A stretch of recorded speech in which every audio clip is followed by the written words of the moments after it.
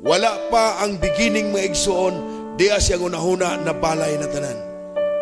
Nabalay na niya ang pagsugod sa kalibutan o ang katapusan sa kalibutan.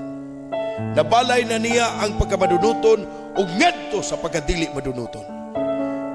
No? Praise the Lord. Anak kanindot o katindi ang plano sa Dios. No? Nagadiskas ta mga igsoon sa mga bagay nga imposibleng makita.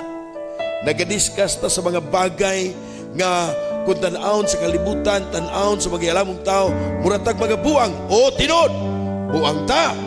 Alang sa kalibutan, apan, magialamon ta tubangan sa Dios. Say why? Ginadiskas nato mga bagay nga di nato kayang kabuton sa itong pananaw. Ginadiskas nato mga butang sa the dark place. Atong ginasulti ang mga ang mga bagay nga na naglihok sa kagitgit. Sa pagkawalang alam, tungod ka ang naghatag o kaalam, mao ang nagalihok diya sa kangitgitan. Dili siya mo panalangin po nato kung doon na tayo doubt sa atong hunahuna.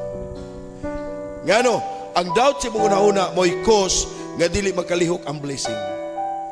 Tungod kay mo diskarte kagimuha. Mao na ang kinahanglan mo imti ka, pasagday ang Dios. Sa ning imo nang mapasagdaan ang Dios, time nang mulihok siya, gano man, ang Dios na magadrive ni mo asa kadada. Ang imong pagkinabuhi ug ang imong pagdawat, expression nga ikaw ang nasa unahuna sa Dios, nga dunay kinaya sa Dios nga modawat sa panahon kana mo ikaw. Mao na nganong nakadawat sa mensahe. Tungod kay ikaw ako kabahin niining mensahe. Praise the Lord. Hinaot ko maigsoon nga nasabtan taning atong mensahe, atong ikalibay.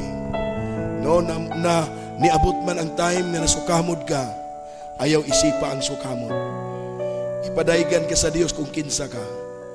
Ipakita niya ang iyang kakayahan o ipakita niya kinsa ka siyang hunahuna, mong gisultian ka aron mo go dinog lakwa ang bagay para nimo.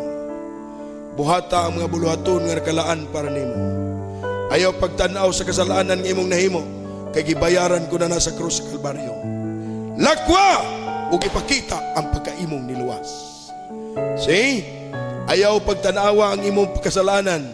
Ayaw tanawa ang imuhang mga kagahapon. Tanawa ang imong pagkaniluwas.